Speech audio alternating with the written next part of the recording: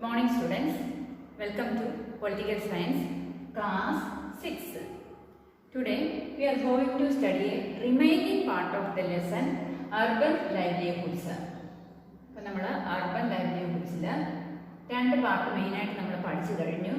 Working on the സ്ട്രീറ്റും in the മാർക്കറ്റും നമ്മൾ പഠിച്ചു കഴിഞ്ഞു. ഇനി നമ്മൾ ഇന്ന് പഠിക്കാൻ പോകുന്ന ഭാഗം ഏതാണ്? In the factory workshop area, in the office area. ഇത് രണ്ടുമാണ് ഇന്ന് മെയിനായിട്ട് നമ്മൾ പഠിക്കാൻ പോകുന്ന ഭാഗം. Okay, in the factory workshop area. In the factory workshop area, I wanted to have sari work done on one of my dresses which I needed for a special occasion.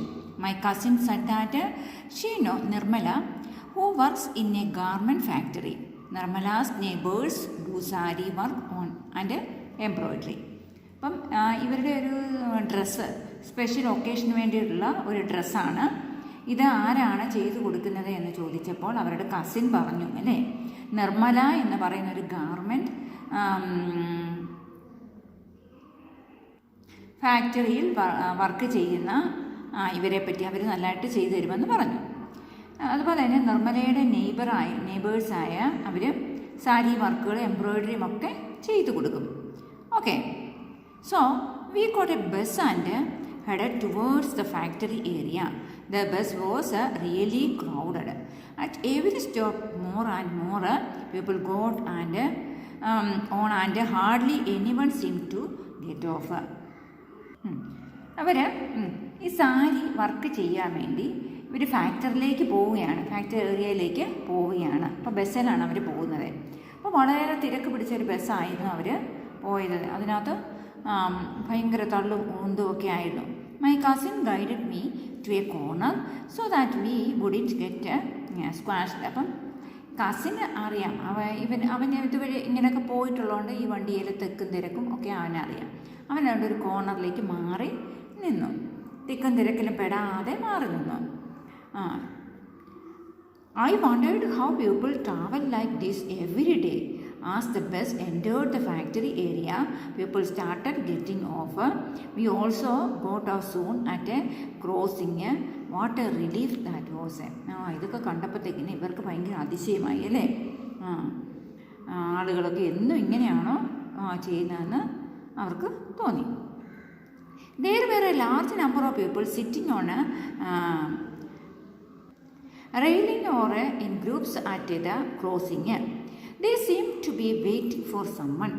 Some groups had people on scooters standing by and talking with them. ഇപ്പോൾ ഒരുപാട് ആളുകൾ അവിടെയൊക്കെ ഇരിപ്പുണ്ട്. ചില സ്ഥലത്ത് ആളുകൾ കൂട്ടം കൂടി ഒരു സ്കൂട്ടറിൻ്റെ പുറത്ത് ഇരിപ്പുണ്ട്. അപ്പോൾ ഇതിനെയാണ് ലേബർ ചോക്ക് എന്ന് പറയുന്നത്. My cousin explain that this place was called labour chowk. അതായത് these were daily wages laborers who work as helpers to masons. They dig at construction sites, lift roads and unload trucks, and in the market dig pipelines and telephones cables and also build roads. There are thousands of such casual workers in the city. അപ്പോൾ ഇവരെല്ലാം daily wages ആളുകളാണല്ലേ. ഈ മേസ്തിരിമാർക്കൊക്കെ ഹെൽപ്പൊക്കെ ജോലി ചെയ്യുന്ന ആൾക്കാരാണ്, അവരുടെ കൂട്ടമാണ്. ഇവരെല്ലാം daily wages ആണ്. അപ്പോൾ ഈ ഡെയിലി വേജസ് ആളുകളുടെ ജോലി എന്താണ്? കൺസ്ട്രക്ഷൻ സൈറ്റിൽ, പിന്നെ അതുപോലെ ലിഫ്റ്റ് ലോഡ്സ്, അതുപോലെ അൺലോഡ് വർക്കുകളൊക്കെ ചെയ്യുന്നത് ഇവരാണ്. അതുപോലെ തന്നെ പൈപ്പ് ലൈനിൻ്റെ പരിപാടി, പിന്നെ ടെലിഫോണിൻ്റെ കുഴിയൊക്കെ എടുക്കുക, റോഡ് പണി, ഇതൊക്കെയാണ് അവരുടെ ജോലികൾ. We entered the factory area to find it full of small workshops. There seemed to be endless row of them. In one section, we saw people working in a small room on sewing machines where cloth was being stitched. One person operated one sewing machine. Clothes that had been stitched were stacked on one side of the room. അപ്പം നമ്മൾ ഇങ്ങനെ പണിയെടുക്കുന്ന ആയിരക്കണക്കിന് ആളുകളെ നമ്മൾ ആളുകൾ അവിടെയുണ്ട് അല്ലേ. അപ്പം അങ്ങനെ അവർ വി എൻറ്റേർഡ് ഫാക്ടറിയിലേക്ക് കടന്നു വന്നു. അവിടെ ധാരാളം ചെറിയ ചെറിയ വർക്ക്ഷോപ്പുകൾ അവർ കണ്ടു. അതിലൊരു ചെറിയ റൂമിലേക്ക് അവർ കയറി. അവിടെ എന്താ ജോലി? സ്റ്റിച്ചിങ് ആയിരുന്നു, തയ്യലായിരുന്നു അവിടുത്തെ പണി. തയ്യൽ മെഷീൻ ഉണ്ടായിരുന്നു അവിടെ. അവിടെ ആളുകളൊക്കെ കണ്ടിന്യൂസ് ആയിട്ട് തയ്ച്ചുകൊണ്ടിരിക്കുകയാണ്. തയ്ച്ചു കഴിഞ്ഞ് തുണികളൊക്കെ അവിടെ തൂക്കി തൂക്കി ഇടുന്നു. Okay, one side of the room. We located Nirmala in the stitching unit. She was happy to meet my cousin and promised to get sari work done on my dress. അപ്പം ചെറിയൊരു റൂമിലേക്കില്ല അവരവിടെ കയറിയ, അതെല്ലാം കണ്ടല്ലോ അവർ എന്താണ് തേടി വന്ന ആളെ, നിർമ്മലയെ അവരവിടെ കണ്ടെത്തി. അവരുടെ കയ്യിൽ ഡ്രസ്സ് കൊടുത്തു. Okay, Nirmala works as a tailor in an export garment unit. Nirmala export tailor യൂണിറ്റിൽ ജോലി ചെയ്യുന്നവരായിരുന്നു ഇവർ. The factory where she works makes summer clothes for people in foreign countries like USA, UK, Germany and the Netherlands. Workers like Nirmala have to work very long hours in the month from December to April. അപ്പം എന്താണ്, വിദേശ രാജ്യങ്ങളിലേക്ക് ഇവർ ചെയ്യുന്ന ഈ ക്ലോത്തൊക്കെ തയ്ച്ചൊക്കെ എടുക്കത്തില്ലേ, ഈ തുണികളൊക്കെ വിദേശ രാജ്യങ്ങളിലേക്ക് കയറ്റി അയക്കുന്നു. ഇവർ ലോങ് അവേഴ്സ് ജോലി ചെയ്യണം. ഡിസംബർ മുതൽ ഏപ്രിൽ വരെ ഇവർ ജോലി ചെയ്യണം. A normal working day begins at 9 AM and finish only by 10 PM. അപ്പം 9 മണിക്ക് തുടങ്ങിയാൽ രാത്രി 10 മണി വരെയാണ് അവരുടെ ജോലി. സംടൈംസ് ഈവൻ ലേറ്റർ, ചില സമയത്ത് ലേറ്റ് ആവും. She works for 6 days a week. 6 ദിവസമാണ് ഇവർ ജോലി ചെയ്യുന്നത് ഒരാഴ്ചയിൽ. At times, when the work needs to be done urgently, she works on Sundays too.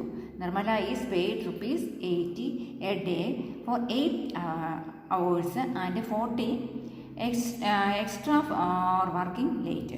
അപ്പം ഇവർ ആഴ്ചയിൽ 6 ദിവസം ജോലി ചെയ്യും. പെട്ടെന്ന് എന്തെങ്കിലുമൊക്കെ ജോലി ചെയ്യണമെങ്കിൽ സൺഡേയിലും ജോലി ചെയ്യാറുണ്ട്. ദിവസവും അവർ 8 മണിക്കൂറാണ് ജോലി ചെയ്യുന്നത്. 80 രൂപയാണ് അവർക്ക് കിട്ടുന്നത്. പിന്നെ എക്സ്ട്രാ വല്ല വർക്ക് ചെയ്യുന്നുണ്ടെങ്കിൽ 40 രൂപ കൂടുതൽ കിട്ടും.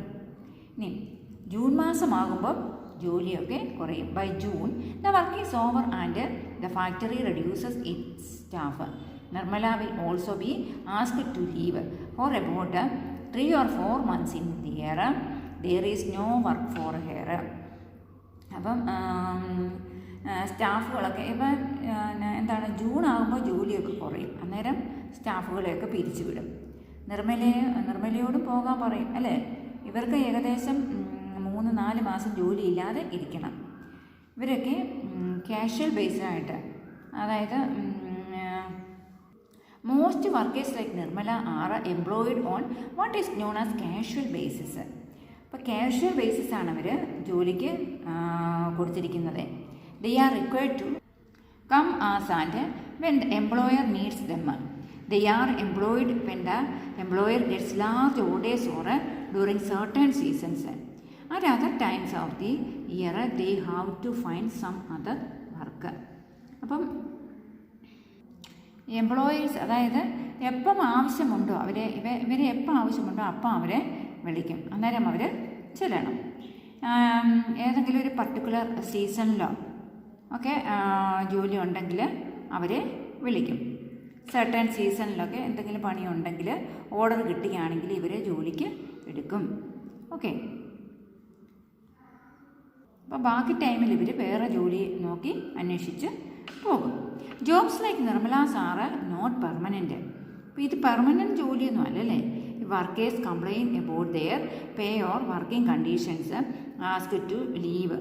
There is no job security.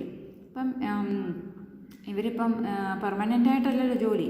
പൈസ കൂട്ടി തരുകയോ എന്തെങ്കിലുമൊക്കെ ലീവൊക്കെ ചോദിച്ചാൽ ഇവരെ അവിടുന്ന് അവരെ ജോലി വേണ്ടെന്ന് വെച്ച് അവരെ വിടും. ഇവരുടെ ജോലിക്ക് ഒരു ജോബ് സെക്യൂരിറ്റി ഒന്നുമില്ല. They are also expected to work very long hours. അവർ കൂടുതൽ നേരം ജോലി ചെയ്യണം അല്ലേ. അതുപോലെ തന്നെ for example in the cloth mill units the workers work 1 day and night shift with each shift lasting 12 hours. One workers on one machine for 12 hours and is replaced by another on the same machine for the next 12 hours. അപ്പോൾ എങ്ങനെയാണ്? അപ്പോൾ ഇവർ കുറേ നേരം ജോലി ചെയ്യണം അല്ലേ? അവർക്ക് ചോദിക്കാനൊന്നും ആരുമില്ല.